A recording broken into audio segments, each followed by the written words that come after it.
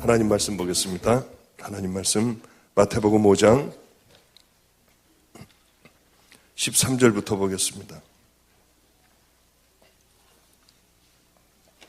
마태복음 5장 13절부터 16절까지 보겠습니다. 제가 봉독하겠습니다. 너희는 세상의 소금이니 소금이 만일 그 맛을 잃으면 무엇으로 짜게 하리요?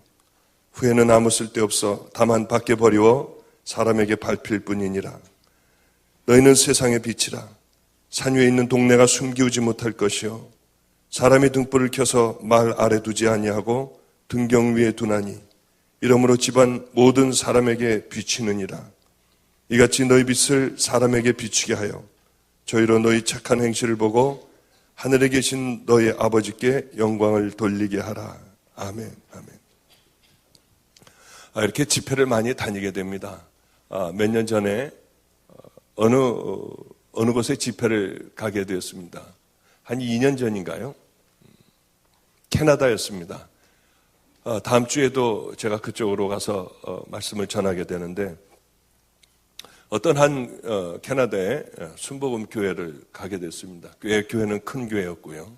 저는 어디를 가더라도 목사님이 먼저 이 교회 사정을 얘기하고 그 사정을 얘기하는 것을 참 싫어하고요.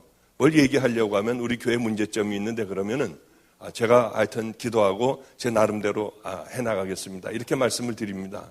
왜냐하면 미리 그 교회의 사정을 알게 되면 자꾸 그쪽으로 초점이 맞추게 되니 성령님께서 함께하여 주시는 그 말씀을 어쩌면 빗나가게 할 수 있거든요. 어제도 참 특별한 날이었습니다. 어제도 사실은 이제 강도 만난 자의 이웃이 누구이겠느냐 가서 너도 이와 같이 하라 하는 그 말씀을 가지고 제가 성경 본문을 읽고 그것을 하려고 하면서 잠깐 다른 곳으로 갔다가 영원히 그 본문으로는 돌아오지 못하고 본문하고는 상관없는 그런 말씀만 이렇게 하다가 내려갔습니다. 분명히 어제도 성령님께서 그렇게 이제 그쪽으로 제 입술을 열게 해주신 것을 분명히 압니다. 그래 이제 그 교회를 갔더니 목사님이 먼저 식사를 하는 자리에서 목사님, 저는 평생의 소원이 하나가 있습니다.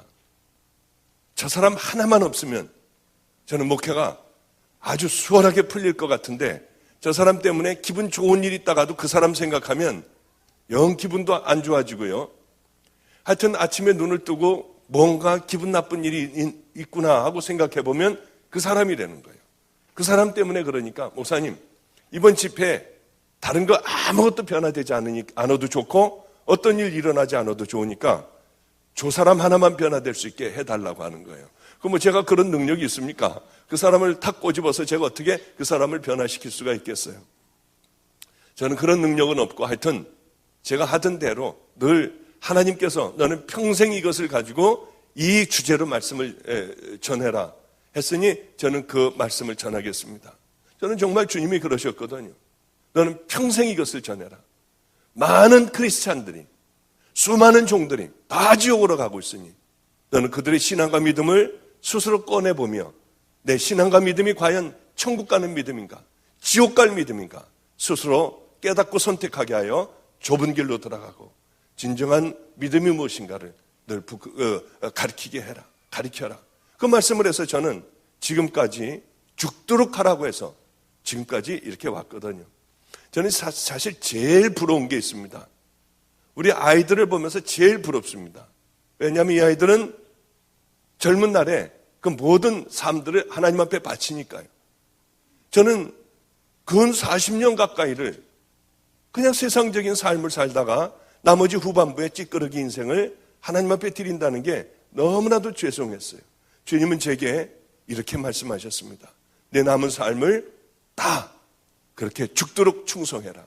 그래서 저는 사실 1년에 한 주라도 두 주라도 쉬고 싶지만은 그러지 못하고 지금까지 그렇게 살아왔습니다. 이제 거기 가서도 이제 그 말씀 때문에 참 신경이 많이 쓰이면서 자꾸 설교를 하면서도 머리가 하얀 그분을 자꾸 쳐다보게 되는 거예요. 이렇게요. 저분이 은혜를 받나 안 받나. 그런데 은혜 받기는커녕 조금도 은혜를 받지 못하는 거예요. 이 할아버지는 어떤 할아버지냐면 아내하고 함께 사는데요. 성격이 굉장히 괴팍해서 지팡이를 짚고 교회를 나온답니다. 그래가지고 자기 마음에 안 들면 지팡이로 부인을 패는 거예요. 사람들 많은 데서요. 그리고 막 다 이런 데도 막 다 때리고 이런 데도 다 깨때리고 하는 거예요. 그러니 목사님에 대하여는 이 자기가 옳다고 생각하는 것에 대하여 얼마나 주장을 하겠습니까? 그래서 도무지 이게 교회가 잔잔할 날이 없는 겁니다. 그리고 월요일 날도 이렇게 실금일금 봐도 변화 받지 않는 것 같고요. 화요일 날도 그렇고 수요일 날 이제 마지막 날이 금요일, 토요일, 주일이었는데 주일날 오전까지도 변화된 조금도 조짐이 안 보이는 거예요. 딱 이렇게 하고 눈 감고 그냥 가만히 있고요. 너무나도 감사하게 이제 거의 끝 무렵에 이분이 울기 시작을 했어요. 얼마나 하나님 앞에 감사했는지요. 그래서 이제 집회를 끝나고 모른 척하고 나가는데 할아버지가 지팡이를 짚고 저에게 왔습니다. 그러면 나는 잘못 살았다는 게 분명한데 어떻게 해야 되느냐요. 그걸 가르쳐 달래요. 그래서 첫째, 지팡이를 가지고 교회 나오지 말아라. 두 번째는 교회 나와서는 한 말도 하지 말고 예배 드리고 그냥 밖으로 나가셔라. 세 번째는 캐나다에 무슨 경제인 무슨 협회 회장도 하고 한 돈 많은 분이었으니 당신이 가지고 있는 돈들 다 가난한 사람들에게 날마다 나가 당신 손으로 나눠줘라. 하루도 빠짐없이 하나님 앞에 회개하는 마음으로 이제 당신과 같은 사람들이 생기지 않도록 나가서 매일 전도를 해라. 그런 몇 가지 부탁을 제가 했습니다. 할아버지는 한 달이면 2번씩 저에게 정확하게 전화를 했어요. 목사님, 이번 2주간도 한 번도 빼놓지 않고 그렇게 잘 지냈습니다. 이 또 2주간도 그렇게 1년이 넘어도 할아버지는 저에게 전화를 했어요. 앞뒤로 빽빽하게 편지를 10장씩 써서 저에게 보냈어요. 이 하나님 앞에 사죄하는 편지, 참회하는 참회록을 저에게 꾸준하게 그렇게 보내셨어요. 그 편지를 할아버지는 얼마나 그 글씨를 못 쓰시는지요. 빽빽하게 썼는데 그걸 다 읽으려면 참 시간이 많이 가는데도 그걸 읽으면서 제가 가슴이 얼마나 뭉클했는지요. 정말로 집회를 다니는 맛이 나는 거예요. 맛이요. 제가 캐나다 어디를 가더라도 할아버지는 비행기를 타고 와서 언제든지 와서 집회에 참석을 하셨어요. 어떻게 제 집회 스케줄을 그렇게 잘 아시는지요. 틀림없이 와서 하얀 머리로 앉아 계셨어요. 그 사모님하고요. 그렇게 시간이 지나갔습니다. 이 할아버지는 유언을 했어요. 어떤 유언을 했느냐 하면은 이제 이거 제가 안 했죠? 이 얘기 안 했죠? 근데 한 것 같이 저는 한 줄 알았습니다. 그래서 속으로 지금 뜨끔했어요. 야, 이거 했구나. 안 했으니 할렐루야 감사하네요. 이제 그래 할아버지의 유언을 했습니다. 할아버지가 내가 죽으면 박보영 목사님을 캐나다로 모시고 와서 내 장례를 반드시 치러라. 그런데 그분이 만약에 도저히 냉동에다 넣어놨다가도 도저히 시간이 안 돼서 못 오면은 내 시신을 한국으로 가지고 나가라. 그래서 그분에게 반드시 장례를 그분 손에 치러야 한다. 작년이었습니다. 몇 개월 안 된 얘기죠. 캐나다에서 전화가 왔어요. 우리 장로님이 돌아가셨다는 거예요. 그날도 빠지지 않고 한 번도 제가 그 얘기를 하고 단 하루도 빠지지 않고 그날도 나가서 가난한 사람들에게 다 나눠주고 전도를 하고요. 그리고 몸이 좀 으슬으슬 춥다고 하고 집으로 들어오셨대요. 나 일찍 잠자리에 들래니 그리고 약을 먹고 감기약을 먹고 그 다음에 일찍 잠자리에 들었습니다. 아침에 일어날 시간이 돼서 보니까 일어나지를 않으셔서요. 가서 봤더니 소천을 하셨더래요. 돌아가셨더래요. 그렇다고 이런 소원을 늘 말씀하셨으니 유언이니 떨어뜨려야 하는데 목사님 언제쯤 카나다 오실 수가 있습니까? 길은 얼마든지 괜찮으니 냉동실에 보관하면 되니 언제든지 오시라는 거예요. 봤더니 하루도 쉬는 날이 제가 없었습니다. 그래서 제가 도저히 못 나가겠습니다. 저는 괜히 하는 말인 줄 알았어요. 정말 시신을 한국으로 갖고 나왔어요. 그래서 이제 이분의 형제들이 11명인가 그렇게 됐는데 대한민국에서 다 막강한 사람들이었습니다. 그래도 다들 어떤 그 정치에서 또 이 교수로 의사로 뭐 하여튼 이런 부분에서 다 아주 유명한 사람들이었어요. 그분은 사대부 집안의 그런 자손이었습니다. 그래 이제 그 시신을 가지고 와서 제가 제 스케줄에 맞게 이제 장례식을 하게 됐습니다. 그 일대가 그 일대가 전부 그 사람들 다 땅이었어요. 문중 땅이었습니다. 어쩌면 차들이 그렇게 엄청나게 큰 차들이요. 틈이 없을 정도로 그 시골에 틈이 없을 정도로 아주 시커멓게 다 차들로 가득 차 있었어요. 이 사람들은 다 유교 집안들이었습니다. 그 예전에 몇백 년 된 그 집을 그대로 수리해서 그대로 그 안에서 거기서 이제 모든 얘기도 하고 식사도 하고 하게 됐는데 이런 얘기를 하는 거예요. 5분 이상 하지 말아라. 좋은 얘기를 짧게만 해달라. 그래서 제가 성령님에게 여쭙습니다. 성령님, 5분 이상 하지 말래요. 짧게 하래요. 성령님 어떻게 해야지 될까요? 저는 어떻게 해야 될지 몰라요. 이 짧은 얘기를 하래요. 성령님이 제게 말씀하셨어요. 부흥 집회를 해라. 그러니 이럴 때가 제일 황당하거든요. 저는 우리 아이들이 이렇게 가끔 가다 어떻게 어려움을 당할 때가 있습니다. 그러면은 조용한 이 판사들이 이제 이 재판을 하는데요. 제 마음에 일어나라. 그때가 정말 힘든 거예요. 그때 어떻게 일어나요, 거기서요? 그러나 한 번도 어겨본 적이 없어요.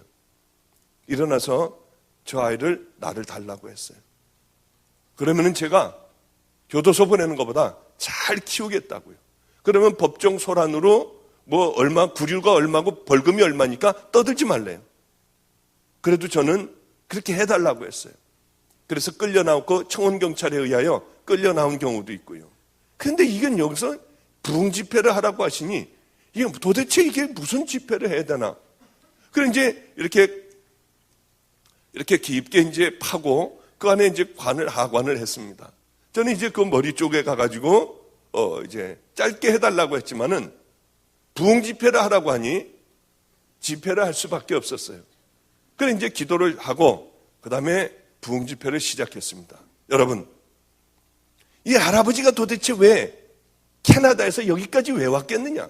왜 캐나다에서 깨끗하게 끝낼 수 있는 것을 왜 여기 와서 들어놓 있으며 도대체 뭘 얘기하려고 여기 들어놓 있느냐?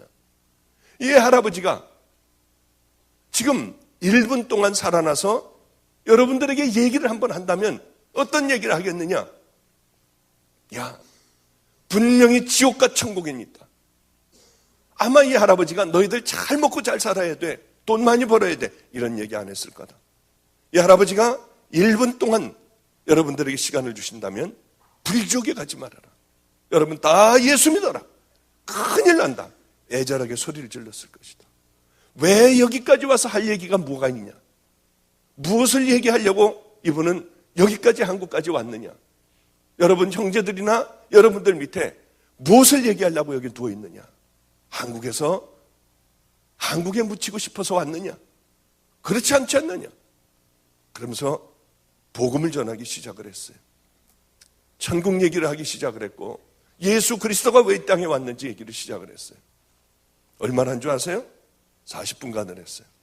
5분 하지 말라고 하는 걸 40분간을 했어요. 그리고는 집회 다 끝나자마자 제 설교가 끝나자마자 이젠 도망가야 되잖아요. 미안하니까. 그래서 이걸 잡고 뛰었어요. 그냥 막 바쁜 걸음으로 차 쪽으로다가 왔더니 따로 나오더라고요. 식사를 하고 가래요. 식사하면서 무슨 봉변 당할지 몰라서 바쁘다고 하고 그냥 집으로 와버렸어요. 그래서 그게 다 끝난 줄 알았습니다. 월요일 날쯤 됐을 거예요. 그 부인 되시는 분이, 이번에도 캐나다 가서 제가 만나기로 했습니다마는, 그 부인 되시는 분이 이런 얘기를 하대요. 기적이 일어났대요. 거기 있는 분들이 예수를, 그 형제들이 다 믿기로 하고요, 7명인가 8명인가가 교회를 나갔대요. 얼마나 감사했는지요. 저는 도망을 왔지만은 저 사람들이 이렇게 한다고 하고 이렇게 한다고 믿을까 하고 도망을 왔지만은 그 사람들은 교회를 다니기로 작정을 했다고 하더라고요. 기적이 일어났다고 거의 울음에 가까운 소리로 저에게 전화를 하던 그분이 생각나요. 여러분, 하나님의 말씀은 아무것도 아닌 것 같아요. 제가 만약에 저 사람들이, 이 예수 믿지도 않는 사람들에게 예수 얘기를 했다가 괜히 반감만 사지 않겠어? 그리고 좋은 얘기를 했다면은요, 아마 어떤 일도 일어나지 않았을 거예요. 그분 형제들만 그 정도였지, 흔한 많은 사람들이, 왔던 사람들도 분명히 결단하는 사람들이 있었으리라고 생각합니다. 여러분, 내 생각은 버려야 해요. 아무리 내 생각이 옳은 것 같아도, 이 예수를 믿는다고 하는 건 참으로 어리석은 것 같아도 우리가 그분의 말씀을 따라서 살면은 깜짝 놀랄 만한 일들이 생기는 겁니다. 여러분, 꼭 주님의 말씀에 순종하는 여러분들이 되시길 바랍니다. 그냥 그 생각이 나서 먼저 좀 말씀을 드렸어요. 아까 오자민 목사님께서 그런 말씀을 하시더군요. 저보고 멘토가 돼달라고 하세요. 멘토는 제가 그 자격이 있으면은 모르는데 아무 자격이 없어서 오히려 정말입니다. 제가 어제 여기서 이제 목사님이 울면서 기도를 하시면서 나는 목사도 아니에요. 그럴 때 주님, 저분을 내 멘토로 삼게 해주세요. 저분이 제 스승이 되게 해주세요. 정말로 그 마음을 가졌었어요. 정말입니다. 제가 오히려 어제 저 자리에서 회개를 얼마나 많이 했는지요. 이렇게 한 사람이 밀어주면 또 한 사람이 또 밀어주는 그게 있어야 돼요. 하여튼 저는 하나님을 이렇게 만나고 이제 산으로 들어갔습니다. 저를 아무도 불러주는 사람이 없었어요. 이 전도사로 누가 저를 불러줘야 할 텐데 아무도 불러주질 않았습니다. 그래서 이제 이루리집이라는 곳에 거기 가서 운전도 하고요. 찬양 인도를 하라고 하면 찬양 인도도 하고, 시장을 간다고 하면 얼른 차를 몰고 그렇게 이제 장도 보고 함께 그런 일을 했습니다. 이 신학대학을 갔는데, 신학대학원을 이제 의사를 하다가 신학대학원을 가서 참 가슴이 두근거리면서 가서 신학대학원에 가서 앉아서 공부를 했어요. 그런데 얼마나 황당한지 교수들이요, 별의별 놈의 소리들을 다 하는 거예요. 예수님이 물 위를 걷지 않으셨대요. 그것은 해가 이렇게 뉘엿뉘엿 질 때 저 멀리서 사람들이 바라보니 배도 하나 띄어 있었고요. 몇 명이 걸어 다니는 게 꼭 물결 위를 걷는 것 같은 거지 정말로 이 예수님이 물을 걸으실 수가 있느냐는 거예요. 이런 얘기서부터 시작을 하여 출애굽은 없었답니다. 분명한 건 출애굽은 없었대요. 왜 그러냐면 애굽의 그 역사가 전부 기록이 되어 있답니다. 그런데 몇십만 명이 빠져나가는 그것보다 훨씬 작은 일들도 알려져 있는데 그런 큰 역사는 기록이 안 됐다는 거예요. 그걸 보고 얼마나 기가 막힌지요. 그래, 거기서부터 저는 신학 공부를 하나도 안 했습니다. 뒤에서 그저 수업 시간만 되면 주님, 저 교수의 입을 좀 닥치게 해주세요. 내가 만났던 그 하나님을 저 사람도 좀 만나게 해서 저런 거 얘기 좀 못하게 해주세요. 저는 그러고만 있었어요. 정말 그렇게 기도하면서 그렇게 대부분의 시간들을 다 보냈어요. 드디어 제가 거기에 그 학교에 영성 그런 수련회를 가게 됐습니다. 강사로 가게 됐어요. 그 교수들이 앉아 있더라고요. 때는 이때라고 생각을 했어요. 그러고서 제가 하고 싶은 말들을 막 퍼냈어요. 이 사탄들이 제일 먼저 장악하는 곳이 어디냐? 신학대학이고요, 교회예요. 교회에 이 방해꾼들을 이렇게 군데군데 심어놓고요, 흔들게 하고, 또 신학대학도 그 사람들만, 중요한 사람들 몇만 잡아놓으면은 굉장하더라고요. 굉장해요. 개피나 돼지피나 예수의 피나 똑같다고 가르치더라고요. 어떻게 그런 얘기를 어떻게 해요? 홍정숙 교수나 변선한 교수 이런 사람들은요, 거침없이 그런 얘기들을 해댔어요. 얼마나 무섭고 충격적인지요. 그분들은 다 돌아가셨어요. 돌아간 게 아니라 그분 다 죽었어요. 그 교수들은 다 죽었어요. 그런 곳에서 정말 그런 얘기를 들으며 얼마나 기가 막혔는지요. 그리고 이제 다 끝나서 어디로 전도사로 나가야 되는데 불러주는 것도 없더라고요. 그래 봤더니 게시판에 전도사 급구 이렇게 써 있는 거예요. 이제 아무도 저를 불러주지 않으니 다들 이제 선교사로 나간다, 어디 교육자로 나간다, 전도사로 나간다, 개척을 한다 하는데 저는 갈 데가 없더라고요. 그 전화를 슬쩍 이제 외워가지고 이제 와가지고 전화를 거는 거예요. 아, 여보세요? 예, 전도사를 구한다고 해서 신뢰를 무릅쓰고 죄송합니다만 전화를 드렸습니다. 그럼 목소리가 이게 전도사 20대 같지가 않고 좀 중후한 목소리고 예의가 바르니까 몇 살이시냐요? 참 40 몇 살입니다. 그러면은 우리 담임 목사님보다 더 나이가 많아서 안 되겠다고 그래요. 그 다음에 이제 또 이렇게 보면 또 하나가 걸려 있어요. 이번에는 좀 목소리를 발랄하게 해야겠다 하고, 여보세요? 예, 거기 전도사 구하신다고요? 그러고서 이제 오라고 하면은 이력서를 써갖고 오라고 그래서 이력서를 쓰면은 세상 이력서는 쫙 쓸 수가 있는데 이 하나님 나라에 와가지고 이 이력서는 졸업 예정, 대학원 졸업 예정 이거 하나밖에는 아무것도 없는 거예요. 그래서 이제 그거 하나만 달랑 써가지고 다른 거 아무것도 쓸 거 없고 그거 하나만 달랑 써가지고 나이는 이제 잔뜩 먹어서 그 나이를 집어넣고요. 그리고 그걸 갖다 주면은 한심하듯이 봐요. 세상에서 방황하셨군요. 나중에 하나님을 만나셨군요. 이거 놓고 가래요. 집에다가 전화해 줄 테니까. 아무리 전화를 기다려도 전화는 오지 않았어요. 이르리 집이라고 하는 곳에서 운전을 하고 그냥 이런저런 일을 하고요.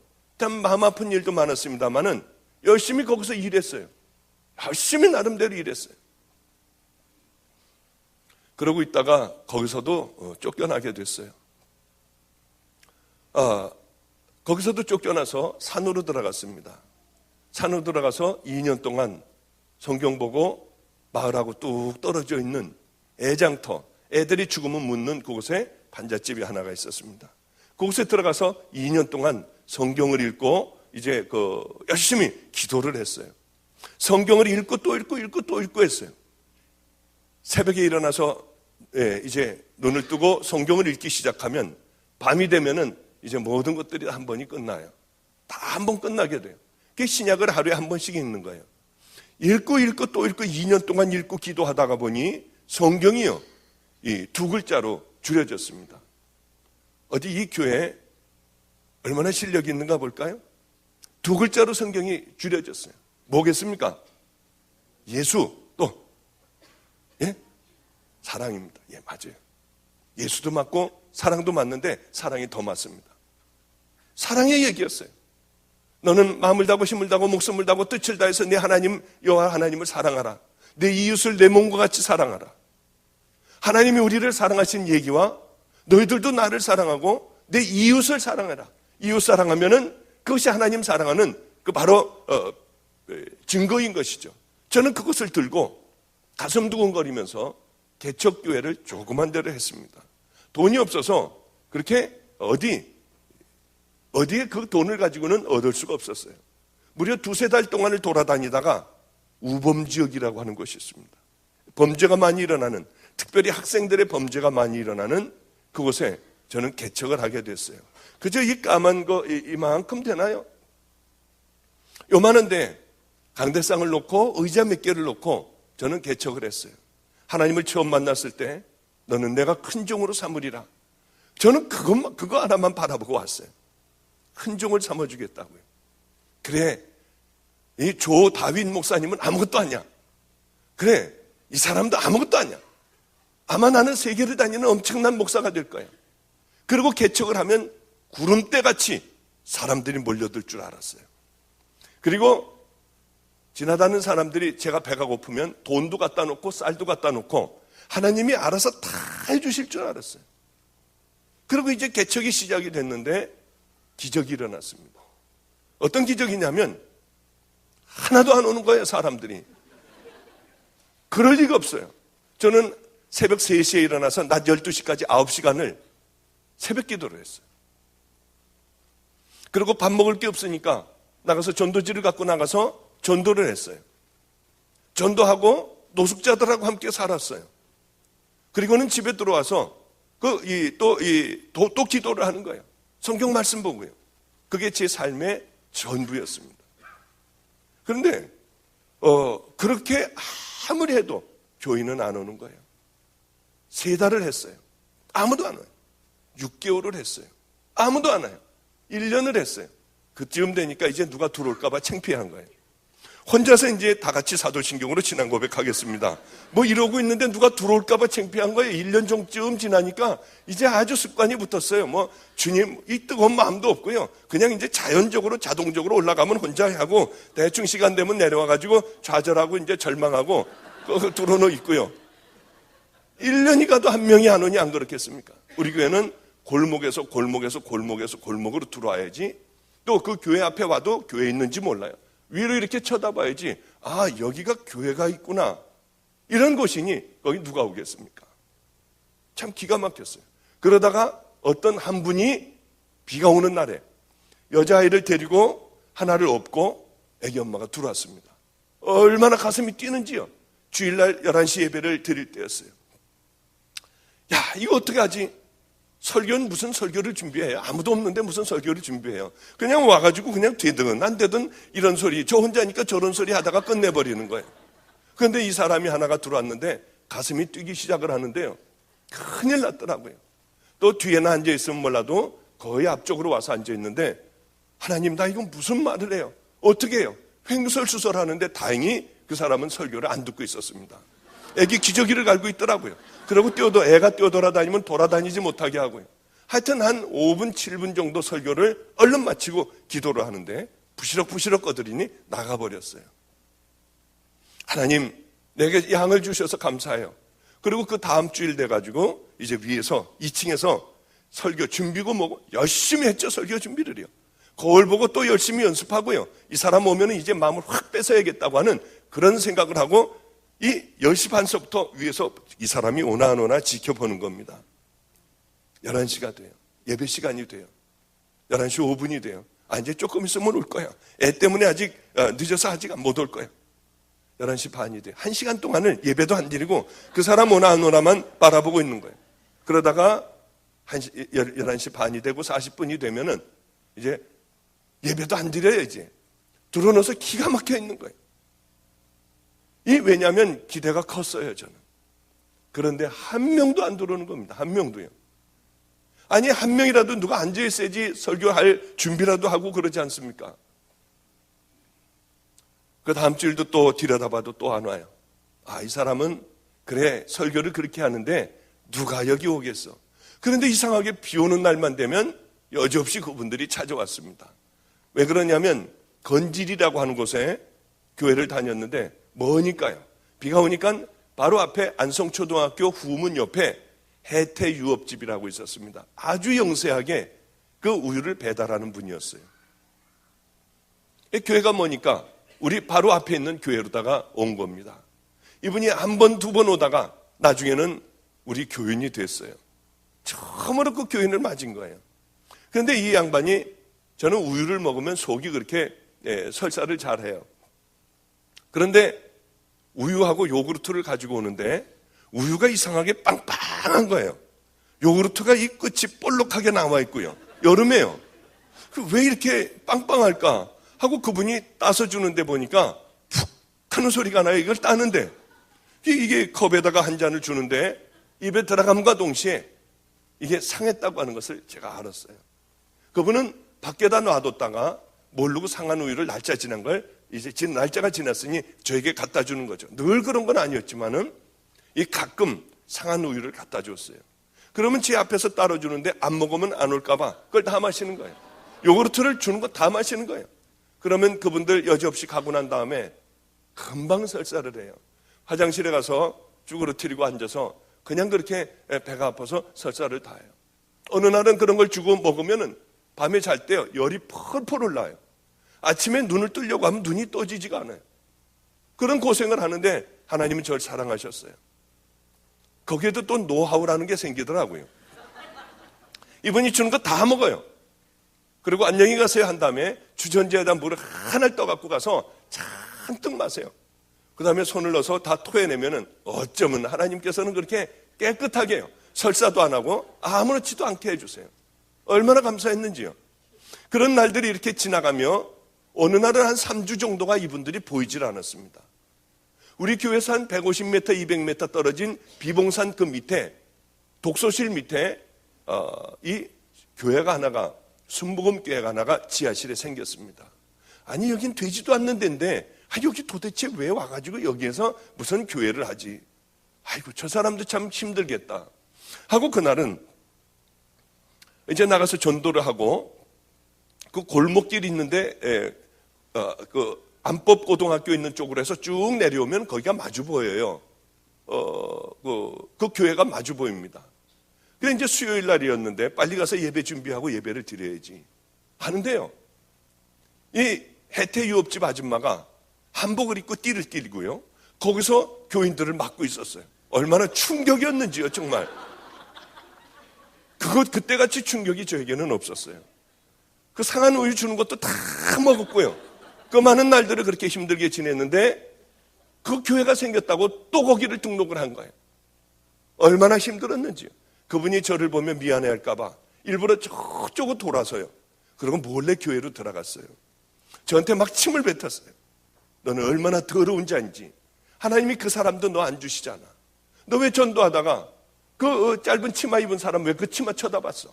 너한테 하나님께서 너같이 음란한 애에게 너에게 저 양을 줄 수가 없어. 하나님 앞에 엎드려서 얼마나 울면서 회개했는지요. 주님, 제가 그걸 봤어요. 잘못했어요. 용서해 주세요. 하여튼 적은 죄라도 그것을 붙들고 그렇게 우는 귀한 시간들이었습니다. 이제 겨울이 다가왔어요. 겨울은 물을 이렇게 떠놓으면은 이 물이 땡땡 얼어요. 안성은 왜 그렇게 추운지요? 얼마나 추운지요? 그래 이제 늘 밖에 나가는 옷이나 안에서 자는 옷이나 늘 동일했어요. 얼마나 그날 춥게 지나는지. 근데 다리 잘라진 그 전도사님이라는 분이 한 번은 들렸습니다. 그렇게 야속했어요. 왜 나를 도와주지 않을까? 왜 쌀을 좀 한 포대라도 사주지 않을까? 나중에 한 일이지만 하나님이 버리라고 했대요. 철저하게 버려라. 내가 훈련시키는 중이니 너는 간섭을 하지 말아라. 그런데 와서 보니 제가 떨고 있으니 이러다가 죽겠네요. 저보고 이러다 죽겠대요. 그리고 이제 이 연립주택 그 아파트를 옥산 주공 아파트라고 하는 10평짜리 아파트를 방 하나를 빌려줬습니다. 그래서 저는 추워서 죽을 지경이 되면 그 방에 가서 자래요. 그런데 그 아파트는 점점 무너지는 아파트였어요. 내려앉는 거예요. 아주 위험한 곳이라서 사람들이 별로 살지도 않았습니다. 그래서 방 하나를 빌려줬지만 10평짜리 아파트를 다 쓸 수가 있었어요. 그날도 겨울이 되어 굉장히 추웠습니다. 새벽 1시가 되니 얼어 죽겠구나 하는 생각이 들어서 그래 옥산주공 아파트 406호가 있지 하고 이제 그 아파트로 죽지 않으려고 그 아파트로 이제 찾아갔어요. 새벽 1시쯤 됐을 겁니다. 근데 불이 켜져 있어요. 아파트에. 아무도 그것을 아는 사람은 없었어요. 저 하나밖에는 몰랐어요. 그 아파트를 가서 이제 그 아파트는 안에서 이렇게 고리로 잠궈 놓으면은 요만큼 밖에는 열리질 않아요. 밖에서요. 살살 조금을 열어봤어요. 아니 도대체 누가 와 있나 하고 봤더니 강도가 3명이 들어와 있었어요. 머리를 노랗게 물들인 그 강도가 3이 들어와 있었어요. 얼마나 깜짝 놀랐는지요. 그래 이제 저는 그러면서도 얼마나 고마웠는지 몰라요. 이 영혼들이 불쌍해서 영혼들을 위하여 구원시키겠다는 게 아니라, 야, 이놈들을 잡아다가 우리 교회에다가 놓으면은, 그래, 우리 교인 만들면 좋겠다는 생각으로 저는 너무 좋았어요. 그래서 이 어리석게도 문을 이렇게 요만큼 열고요. 니네들 문 빨리 열어. 안 열면은 얘들 경찰에 얘들 신고해서 다 잡아가게 한다. 문 열어. 그랬더니 그 조금 보이는 틈으로요.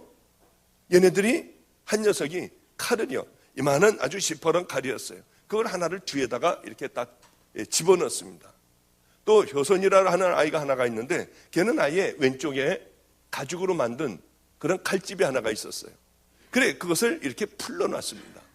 지네들끼리 뭐라고 하더니 이 문을 열었습니다. 그러니까 문을 열고 뒤로 끝까지 도망가 봐야 그저 여기서 한 요만큼이 한 두 발자국밖에는 안 돼요. 아파트가 워낙 작은 곳이었기 때문에. 저는 들어가자마자 얘네들이 도망을 갈까봐 들어가자마자 문을 열어주는데 문을 이렇게 뒤로 돌아서서 잠궜어요. 얘네들이 저를 찔릴 리가 없었습니다. 왜냐하면 얘네들아, 나는 목사야. 나는 목사인데 너희들이 필요하면 내가 다 도와줄게. 아니 이러는데 찔릴 리가 있나요? 서로들 싸우려고 해야지 찔르죠. 그래 이제 문을 잠그고 뒤로 돌아섰는데 잘못 들어갔다는 걸 알았어요. 제 판단이 실수였다는 걸 알았어요. 왜냐하면 얘네들은 약물 중독이 돼 있었고요. 그래 이 얼굴이 저를 보더니 갑자기 하얘졌어요. 얘가 떨더라고요. 저를 보더니. 그랬더니 이 칼을 이렇게 빼더니 이렇게 잡았어요. 말을 하는데도, 욕을 하는데 욕도 잘 안 나와요. 혀가 꼬부라져 가지고요. 죽여버린다고 하면서 이게 한 두 발자국인데 이렇게 하면서 찌르면 그냥 끝나버리겠더라고요. 근데 얘는 흥분을 해서 바로 잡아가지고 바로 달려왔어요. 얼마나 깜짝 놀랐는지. 잠깐 기다려라. 그리고 내 거 다 줄게. 그러고 나는 죄인이라고 먼저 소리를 질렀어요. 그 주님이 하셨던 것 같아요. 나는 죄인이라고 그랬어요. 아랑곳 않고 찔르려고 얼굴이 하얘져가지고 달려드는 그 녀석이 죄인이라는 말에 찔르려고 하다가 뭐 얘기할 거 있으면 해보라고 아주 더러운 욕을 저에게 했어요. 나는 죄인이다. 너희들도 죄인이고 나도 죄인이다. 너희들과 나와의 차이는 나는 용서받은 죄인이고 똑같지만은 나는 용서받은 죄인이고 너희들은 용서받지 못한 죄인이다. 이 밤을 통해서 너희들이 용서받을 수 있어. 얘네들이 이 칼을 잡았던 애가요, 칼을 슬그머니 내려놨어요. 그래도 비틀비틀거리고요, 지정신들이 아니었어요. 하여튼 그 아이들과 그 긴 겨울밤을 함께 자기 사정도 얘기하고요, 속상한 것도 얘기하고요, 저는 제 얘기를 하며 그 긴 겨울밤을 지냈습니다. 잠을 한 녀석은 이 옆에서 골아떨어져 자고 있었고요, 그 녀석들하고 함께 얘기를 하며 하나님 얘기도 했고요, 제 얘기도 했고, 저는 안성초등학교에 후문에 있는 시온성교회에 있다고 했어요. 그리고 날이 밝자 그 아이들은 갈 데로 가고, 저는 이제 다시 온몸을 녹였으니까 다시 교회로 들어가서 또 하루를 시작을 했습니다. 그날이 월요일이었던 것 같아요. 수요일 날이었습니다. 수요일 날 혼자 이제 다 같이 사도신경으로 신앙 고백하겠습니다 하고 혼자 이제 또 이제 습관이 돼서 아주 잘하는 거예요. 이제 이게 아주 잘해요. 그래 이제 혼자 그러고 있는데 밑에서 웅성거리는 소리가 들려서 난 위에 그 주인집으로 사람들이 들어가는 줄 알았어요. 알고 봤더니 이 맨 앞에 그 강도였던 그 녀석이 문을 열고 들어왔어요. 그 뒤에 줄줄이 들어오는데 한 16명 정도가 들어오는데요, 안성에 있는 깡패들을 얘네들이 데리고 온 거예요. 좋은 사람 있으니까 만나보자고 하고 데리고 온 거예요. 얼마나 가슴이 뛰고 좋아하는지. 그 첫 교인은 제 교인이 아니었어요. 이제 제 교인이, 하나님께서 주신 제 교인이 이제 문을 열고들 들어온 거였어요. 얼마나 좋았는지요. 여기 아마 그런 아이들 한두 명만 있으면 예배 방해돼서 예배 못 드려요. 애들은 들어오자마자 하고 뭔 침을 그렇게 애들 뱉어대는지요. 그리고는 의자에 앉아가지고 다리로 의자를 쭉 밀고요, 그 위에다 다리를 올려놔요. 야, 쪽팔리게 여기 교회 왔냐? 뭐 만나자고 하는 사람이 목사야? 뭐 이러면서 얘네들은 떠들고요. 침들을 뱉고요. 지네들이 낄낄거리고 아씨 여기 담배 한 대 펴도 돼? 뭐 별소리들을 애들은 다 하고 있었어요. 그런데 참 너무 좋아서 어쩔 줄을 모르고요. 예배를 잠깐 드리자고 했더니 쪽팔린다고 다 나간대요. 그래, 잠깐 기다려라. 잠깐 기다리라고 하고 잠깐 내가 그럼 기도만 할게. 그리고 기도를 하는데 눈물이 그렇게 났어요. 하나님 감사해요. 내게 이 양들을 주셔서 감사해야 하는데 제가 목을 떨며 울었어요. 얘들이 조용해졌어요. 갑자기 떠들던 아이들이, 아니 멀쩡하게 생긴 사람이 울고 있으니까 울면서 울먹울먹하며 얘기하는데 지네들도 감동이 됐던 모양이에요. 조용해졌어요. 그래서 저는 그렇게 기도를 간절하게 하고, 내게 하나님, 내게 첫 양을 주셔서 감사해요. 제가 생명을 다하여 정말 열심히 돌볼게요. 그런 기도를 했어요. 애들이 조용해져서 몇 마디를 복음을 전했습니다. 예수님이 왜 이 땅에 오셨는가, 그것을 전했어요. 그리고 이제 예배가 끝나고 너희들이 이제 어려우면은 나를 찾아와라. 나는 너희들을 물질적으로 도와줄 수는 없지만은 여기 잘 곳도 있고 이렇게 비를 가릴 곳도 있으니 힘들고 마음이 어려우면 너희들 내게로 오라고 했어요.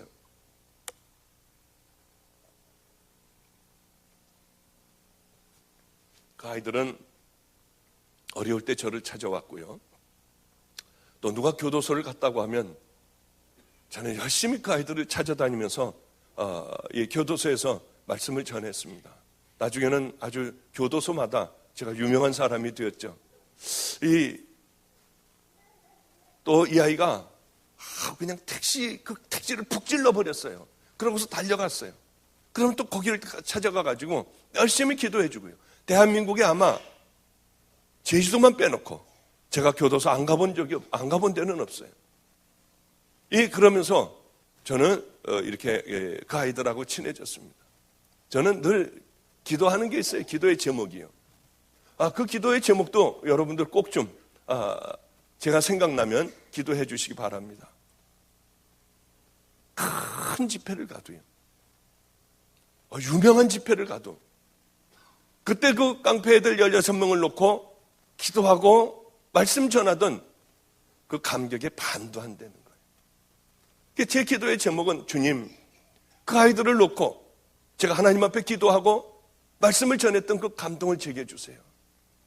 전 그 기도의 제목이, 그것이 유일한 기도의 제목이기도 해요. 제가 생각나면 저 목사님 가는 곳마다 그 아이들을 놓고 처음 만나 기도하던 그때의 그 믿음을 회복하게 해주세요. 여러분 기도 좀 해주시기 바랍니다. 믿음이라고 하는 것은 세월이 지나면 희미해지는 모양이에요. 그렇게 뜨거웠던 마음도 희미해지는 것 같아서 안타까워요. 여러분, 첫사랑과 첫 믿음이 희미해집니까? 걱정하지 마세요. 그러나 한 가지 분명한 것은 주님 붙들고 우리들이 주님이 싫어할 그것들과 싸우며 살아가면은 여러분, 우리는 안전하게 하나님 나라에 들어갈 수 있는 믿음의 자녀들이 됩니다. 하여튼 그러면서 그 아이들과 이렇게 사역을 시작을 했어요. 길거리 다니면서 버려진 애들이 있으면은 업고 오고 깨끗하게 씻어주고요. 한글을 모르는 애들이 있으면 기역, 니은, 디귿,리을을 가르쳐주고요. 그래, 이 아이들이 한글도 깨우치고요. 그러나 너무 배가 고팠어요. 우리 한수라는 아이는 싸움을 얼마나 잘하는지 몰라요. 이 초등학교 한 6학년 정도의, 5학년, 6학년의 마른 애 정도의 그런 몸집이에요. 이 아이가 싸움을 얼마나 잘하는지요. 이 머리를 깎은 깍두기 머리 애들도요, 등치가 이런 애들도 그 아이 앞에서는 꼼짝 못해요. 놀라웠어요. 꼼짝 못해요. 그 앞에서는. 나이도 얼마나 차이가 지는데요, 이 어린아이 앞에서 이 어른들이요, 꼼짝을 못해요. 그건 보면은요, 이건 말도 안 돼. 저런 녀석 이렇게 밀어버리면은 금방 이길 수 있는 애예요. 나이도 어려요. 아무것도 없는 애예요. 저는 그 아이의 유명한 얘기를 들었습니다. 하나님, 한수를 만나게 해주세요. 하나님, 꼭 그 아이를 만나게 해주세요. 어느 추운 겨울날이었어요. 이 아이가 저에게 잃어버린 새가, 길을 잃은 새가 날려들듯이 우리 교회로 찾아왔어요. 제 이름을 듣고 찾아온 모양이에요. 애는 깡마른 얼굴에 아주 눈초리가 무서웠고 그저 초등학교 한 6학년 정도밖에는 안 되는 몸집이었습니다. 나이도 어렸고요. 그 난로를 얼른 펴주고 따뜻한 데서 이렇게 그래 앉아라 하고서 이제 같이 앉아 있었어요. 난로에 어른어른하는 불빛이 이 아이에게 이렇게 얼굴에 어른어른거렸던 기억이 나요. 가인은 자기가 아버지 어머니를 죽여버리겠대요. 그래서 칼을 쓰는 거예요. 늘 칼을 몸에 지니고 다녀요. 얼마나 칼을 잘 쓰는지 몰라요, 어린아이가요. 그래 장려촌에서 기둥서방들 이 삼촌이라고 그러고 누나라고 하며 아줌마라고 하며 이 아이는 그렇게 자라났어요. 하여튼 그 아이의 사정을 다 얘기할 수는 없고 온몸에 이 배터리로 전기로 배터리로 전기로 튀겨가지고요 고문을 당해서 아버지에게 고문을 당하여 전신이 다 그렇게 이런 상처와 이런 것으로 되어 있었어요. 죽여버리겠대요. 의붓 아버지, 깡패인 의붓 아버지, 청주에서 앞에 나가서 행동대장 나가서 직접 싸우는 애들이요. 그 사람이었어요. 가야하고 함께 한 번은 이제 차를 타고 우리 교회로다가 주차를 좀 시키려고 하는데 깡패들이요. 이렇게 길을 막고 있었어요. 그래서 제가 이 녀석들 왜 길을 막고 있어? 그러고 빵빵했거든요. 그런데 얘들 비켜. 그랬더니 담배를 이렇게 피면서 욕을 막 하는 거예요. 그래서 야 비켜 니네들. 화가 나가지고요. 저도 이제 화가 나더라고요. 애들이 비키지 않고 길을 막고 있으니까 싸우자고 하는 건지 뭔지요. 모르겠더라고요. 그래서 니네들 비켜라 비켜 절로. 그래도 안 비켜서 그러면서 욕을 막 해서 저런 못된 녀석들이 어디 있니? 그랬더니 이 요만한 그 한수라는 애가 잠깐 기다리세요. 그랬더니 나가더라고요. 나가더니 가서 뭐라고 하니까 후닥닥닥 두 명이 도망가고 한 놈은 그 앞에서 다 큰 녀석들이 머리를 숙이고 있었어요. 그게 이상해가지고 뭐라고 하더니 와가지고 죄송하다고 하더니 90도로다가 꾹뻑 인사를 하더니 애들이 가버렸습니다. 너 쟤네들 아는 애들이니? 모르는 애들이래요. 그럼 네가 뭐라고 그랬는데 쟤네들이 저렇게 도망을 가니? 나 한수다. 그랬더니 도망을 가더래요. 제가 들어와서 물어봤습니다. 왜 애들이 너를 무서워하니? 그랬더니요. 놀랄만한 얘기를 했어요. 자기는 싸움을 한대요. 싸움을 하면은 자기는 생명을 걸고 한대요. 그리고 싸움을 즐긴다고 그래요. 즐기고 생명을 건다. 지가 어디서 맞으면은요, 얘는 칼을 갖고 있다가 뒤에 가서 언제고 가만히 보고 있다가 방심하고 뒤에 길을 가르칠 때 그냥 갖다 막 찌르는 거예요. 그게 아무도 얘를 건드리는 애가 없었어요. 얘를 건드리면 자기는 죽는 거니까요. 방심하고 있을 때 죽는 거니까요. 그 아이 얘기를 듣고 제가 이 고난의 현장에서 그래, 이 고난을 즐겨야겠구나. 이것이 어려움이 아니라 하나님께서 내게 주시는 거니 즐겨야겠다고 생각을 하고 생각이 바뀌어졌어요. 한낱 깡패 녀석도 양아치 녀석도 하찮은 일에 생명을 거는데 나는 이 하나님의 종으로서 엄청난 이 귀한 진리를 가지고 생명을 못 걸고 있는 거예요. 부끄러워하고 과감하지 못하고요. 얘네들은 아무것도 아닌 일에 생명을 걸어요. 그래, 생명을 걸고 살아가야겠다. 내게 주시는 이 고난 언젠가는 끝나는 그날이 있으니 나도 이 고난을 즐겨야겠다. 어려움을 즐기려고 열심히 노력을 했던 그런 기억이 나요. 그렇게 이제 참 얼마나 힘들었는지요. 너무나도 힘들었어요. 노숙자가 있으면 그분을 데려다가 이제 우리 교회에서 매일 성경 공부를 가르치고요. 그래서 드디어 알코올에서 벗어나 이 양반을 가만히 얘기를 들어보니까 예전에 공부를 많이 했던 분이에요. 그런데 아내가 자꾸 예수를 믿자고 하는 거예요. 아주 참 행복한 삶을 살았던 분이에요. 이 부인이 권사님이라서 새벽마다 새벽 기도를 가는 거예요. 여보, 당신도 갑시다. 어느 날 같이 새벽 기도를 따라가고 같이 교회를 다니는 그런 삶을 살았어요. 그런데 새벽을 늘 가지는 못하니까 어느 날 자기는 새벽 기도를 못 가고 자고 있는데 경찰이 들어왔습니다. 아내가 새벽 기도에서 오다가 그만 차에 치여서 세상을 떠난 거예요. 그때서부터 이 교회라고 하면은 아주 이를 악물고요. 싫어하고 또돌이 생활을 하게 됐어요. 그래 이제 흘러들어 안성까지 와서 노숙자가 되어버리고 알코올 중독자가 되어 살아가고 있었던 그 할아버지였어요. 그분은 이제 거듭나게 됐습니다. 그분 이제 할아버지 하나님 잘 믿어서 분명히 할머니 어디 갔어요? 천국 갔지? 할아버지도 천국 가셔야 돼요. 이 할아버지는 한문을 잘 알았어요. 우리 아이들에게 칠판을 사다 놓고 한문을 가르쳤고요. 그때서부터 정신을 차리고 리어카에 박스를 줍는 할아버지가 됐습니다. 그러나 역시 자는 곳은 터미널에 있는 그 한대에서 잤어요.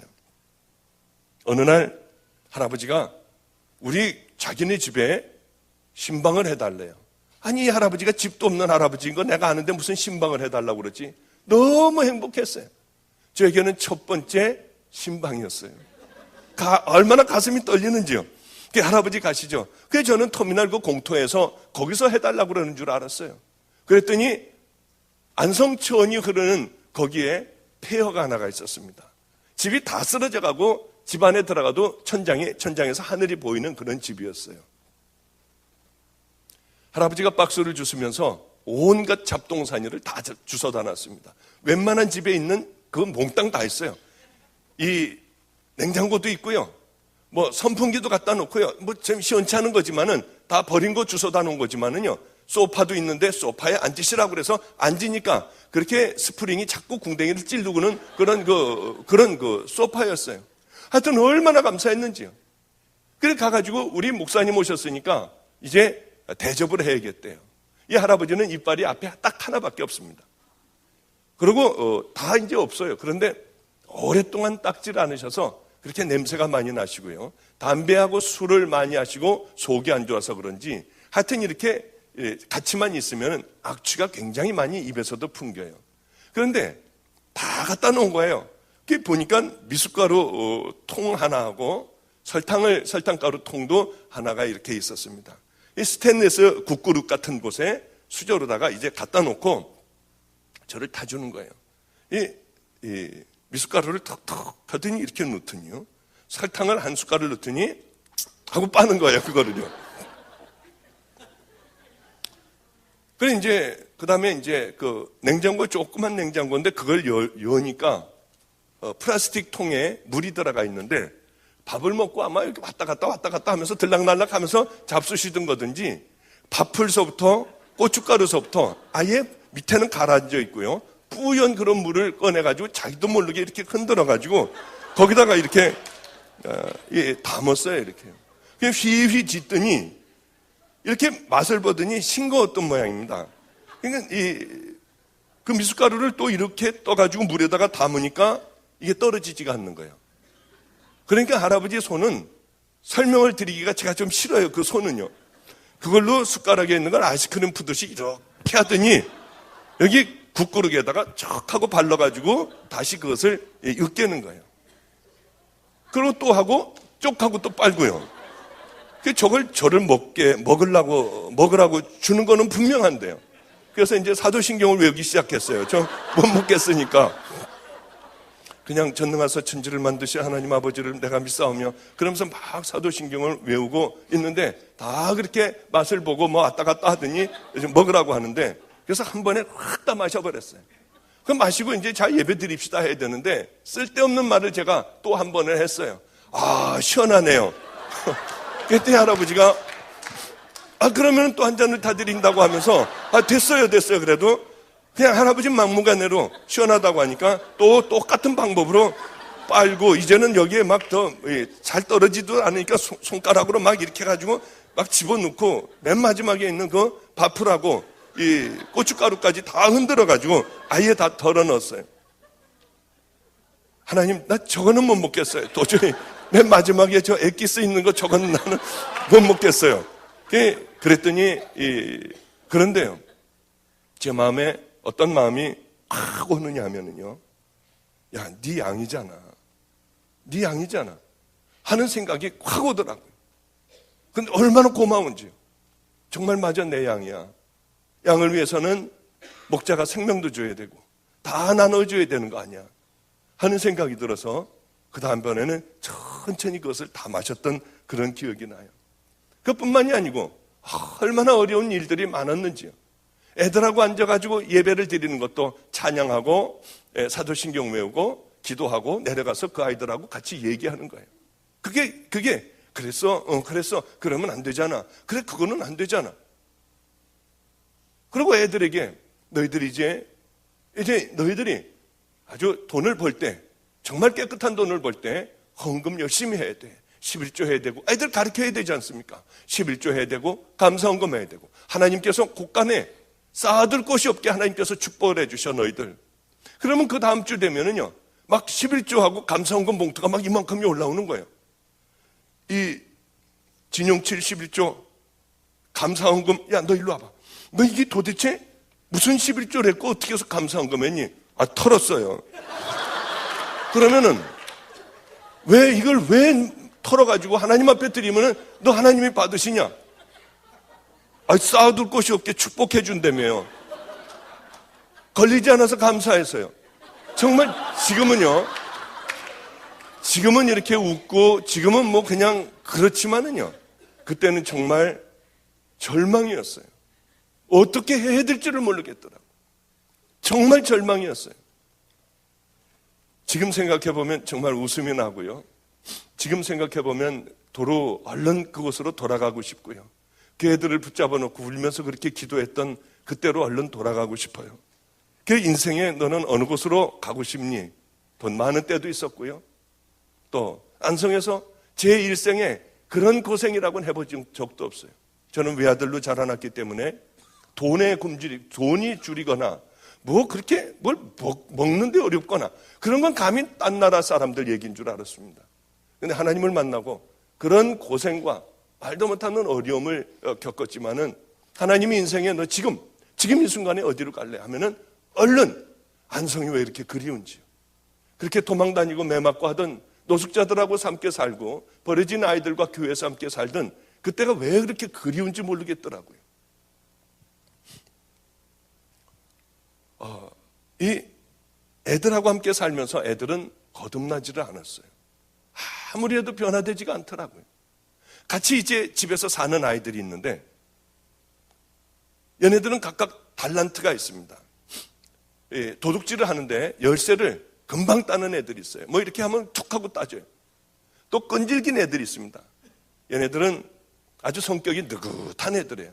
그러면 털 동네를 이제 딱 지네들끼리 잡으면은 거기서 노는 거예요. 이제 이거 하고 저거 하고 놀고 혼자서 뭐 끈질긴 애는 놀면서 이 집에는 몇 시에 나갔다 몇 시에 들어오나, 저 집에는 몇 시에 나갔다 몇 시에 들어오나, 중간에 여기에 사람이 있나 없나, 아무데나 문을 두들겨서 영철아 나와 하고 소리 지르면은 아무도 안 나오면은 여기는 빈집이구나. 그리고 누가 이거 누구야 하고 나오면은 이 집은 사람이 있구나. 이건 애들이 다 그걸 만드는 거예요 이제. 그래서 망보는 아이 따로, 들어가는 아이 따로, 이게 열쇠 따는 아이 따로, 먼저 가가지고 정탐을 해서 몇 시에 들어가고 몇 시에 나오는 거, 이런 얘네들이 걸릴 리가 없죠. 그래 한 번에 여러 집들을 터는 거예요. 이 집 털고 저 집 털고 막 털면서 돌아다니는 겁니다. 그래서 한 번 털면은 다들 안성을 떠나버려요. 대부분 창녀촌 애들 들어가 있고요.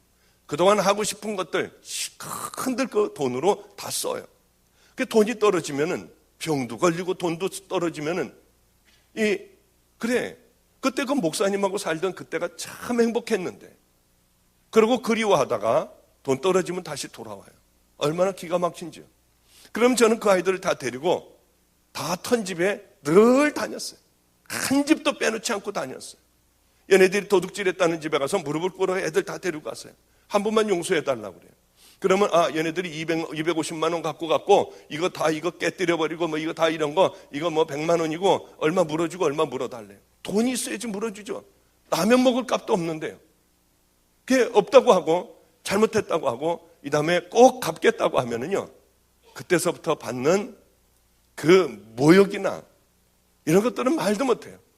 어떤 집에 가면은 이 막노동 하는 분이었어요. 스포츠 머리를 하고 목이 이만큼 두꺼운 분이었어요. 그분이 술이 이렇게 취해 있는데 문을 열고 속상한데 제가 들어간 거예요. 애들 다 데리고 들어간 거예요. 8시쯤 됐을 거예요 아마.